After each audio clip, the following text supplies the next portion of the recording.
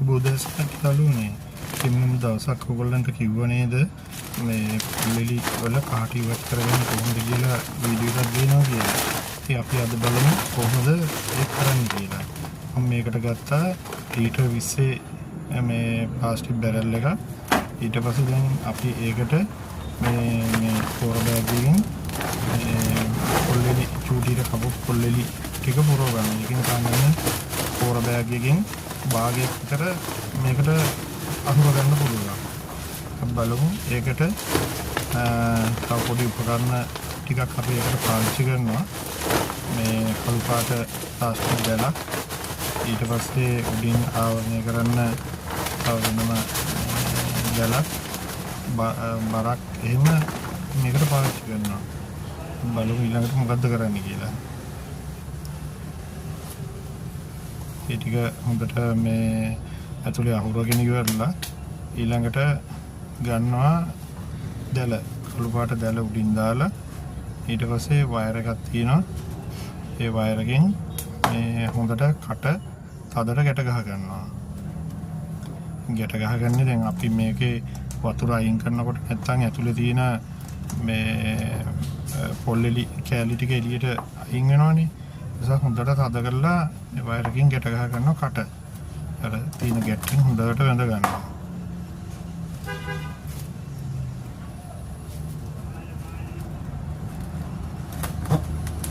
අපි බැඳගෙන ඉවර වෙලා ඊළඟට ගන්නවා මේ දැලක් තියෙනවා. ඒ මේ අර ෆෑන් එක දැලක් ඒක තියන්නේ මම මේ මොකද මේ එතන මේ සප්පුවේ උඩට පැනලා ඒ දැල කඩයි කියන මේ බයිට තමයි තියන්නේ. කියලා තිබ්බාම එතන බැරල් එකේ ආරක්ෂාවක් තියෙනවා. නැත්තම් උතන සත්තු දඟලලා මේ ප්‍රශ්නයක් ඇති වුණොත් ඒක නිසා තමයි මේ වැඩේ කරන්නේ. ඊළඟට අපි ගන්න හෝස් එක ටැප් එක සම්බන්ධ කරලා ඊළඟට වතුර ඇතුළට පුරවන්න. අර මම මේ දැල ගත්ත එකේ වටිනාකම තියෙන දැල මැද්දෙන් පුළුවන් හෝස් එක ගහලා ඊට පස්සේ අර මං කිව්වේ බරක් තියෙනවා කියලා. ඒ බර පාවිච්චි කරලා මේ එතන ස්ටේබල් කරලා තියන්න පුළුවන්. කියලා නැති විනාඩි 6ක් විතර යනවා මේක පිරෙන්න. අපි ඉතින් කියලා මේ තියෙන වතුර පිරෙන්න. ඊ පිරුවේ ඔකට වතුර පිරුණාට පස්සේ අපි මේ බලමු ඊළඟට මොකද්ද. දැන් බලමු මේ බැරල් එකේ වතුර පිරෙන්න ළඟයි. මම හිතන්නේ කට ගාවටම ඇවිල්ලා. උතුරන්න ඔන්න මෙන්න වගේ. හොඳට උතුරලා යනකම්ම වතුර පුරවනවා. හොඳට වතුර පිරෙන්නට පස්සේ හෝස් එක ඉවත් කරලා දාන්න. ඊළඟට අපි බලමු මේ දවස් පැය 24කට පස්සේ මේකේ වතුර අයින් කරනවා. ඒකල බැරල් එක පිටින් දැන් අර අපි දැල දාලා තියෙන හින්දා දැලෙන් එළියට මේ පොල්ලෙලි කැලි යන්නේ නැහැ. ඒක බලන්න වතුර.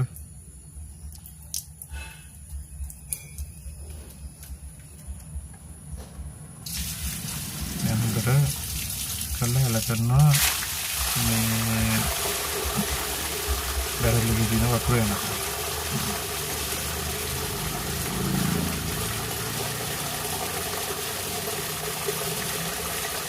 කානුට තමයි මම සෙට් කරලා තියෙන්නේ. උඩට ගියන්න අර කාටෙන් දෙනවා මිදුල යනවනේ. ඒ නිසා මේ කාට තියෙන වතුර කියන්නේ මේ වගේ වාර දෙකක් කරන්න. මේ 24 දෙකක් කරාම හොඳින් මේ ඉවත් වෙනවා. මේකේ කාට කියලා කියන්නේ පෙප්ටින් කියලා රසායනිකයක් තියෙනවා. ඒක තමයි ඇසිඩ් එක කියලා ඔය මේ ඇන්තෝරියම් ගස් වලට මේ හොඳ නැහැ කියලා කියන්නේ. පෙප්ටින් ටිකේ වතුර දී වෙලා ඉවත් වුණාට පස්සේ ඇන්තෝරියම් මොන අවස්ථාවේ පැලයකට වුණත් කිසි ගැටලුවක් ඇති වෙන්නේ නැහැ. ඒ පාර දෙකක් කරාම හොඳටම ඇති. ඒකෙන් මේ පෙප්ටින් කියන රසායනික ඉවත් වෙනවා. ඒකෙන් තමයි අර මේ පොල්ලෙලි වල ආම්ලික ගතිය ඇති කරන්නේ. ඒ ආම්ලික ගතිය ඇති කරන පෙප්ටින් ඉවත් වුණාට පස්සේ හොඳට මේ අපිට ඒක මේ ඉවත් කරලා ගන්න පුළුවන්. දැන් ඒකට මම හිතන්නේ වතුර ඉවත් වෙලා අන්නක තෙලින් කරගන්න. දැන් ඒ ඇතුළේ තිබිච්ච මොකුත් මේ ඉතුරු වෙලා නැහැ.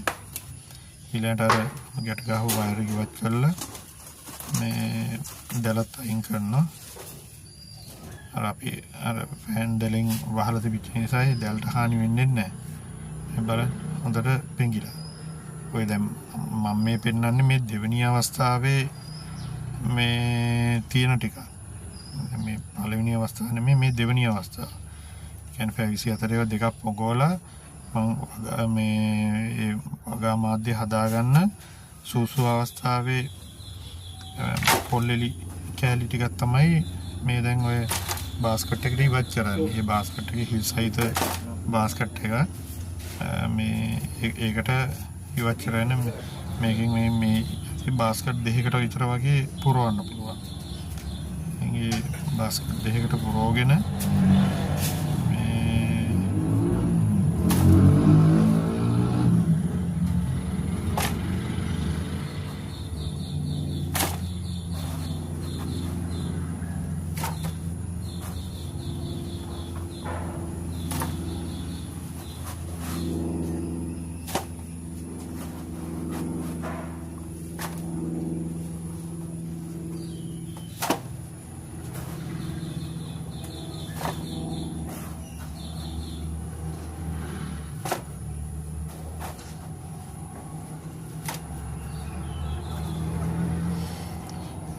හොඳින් ඉවත් කරගන්නවා.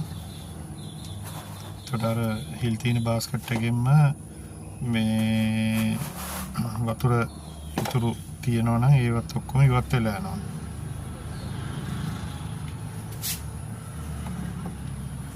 ඒක ඉවත් කරගත්තා. ඊළඟට බාස්කට් එකේ තිබ්බා. ඒකටත් ඉතුරු භාගේ ඉවත් කරගන්නවා.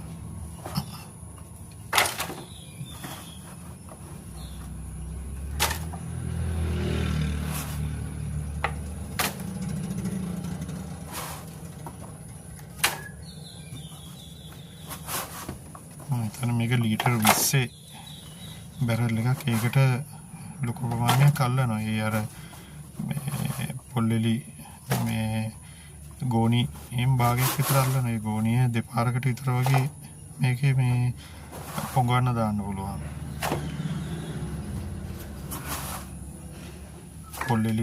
පොල්ලෙලි කපන දැනකින් තමයි මම ගත්තේ සුළු මුදලකට.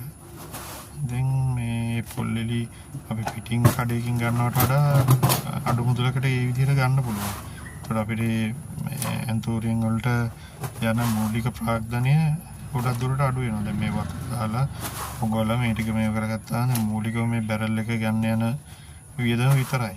අර පොල්ලෙලි කෑලි වලට මේ එච්චර ලොකු වියදමක් යන්නේ නැහැ. ඒ සාමාන්‍යයෙන් ඒ දැන් මේ එක බාස්කට් එකකට පුරවන රතු පාට බාස්කට් එකකට පුරවලා තියෙන ප්‍රමාණයෙන් මම හිතන්නේ පෝච්චි ලොකු ප්‍රමාණයක් පුළුවන්. ඒකෙන්ද මම මේ කරලා බැලුවා භාගයකින් විතර වගේ පැල පෝච්චි 50කට විතර වගේ නිකන් දල වශයෙන් පුළුවන්. ඒ කියන්නේ භාගයක් විතර වගේ පැල 50. ඒ කියන්නේ සම්පූර්ණ 100කට වඩා පෝච්චි ගහන්න පුළුවන් වෙයි. අර 12 මේ පෝච්චි. ඒකෙන් අපේ මූලික ප්‍රාර්ථනය ගොඩක් අඩු කරගන්න පුළුවන් අපිට.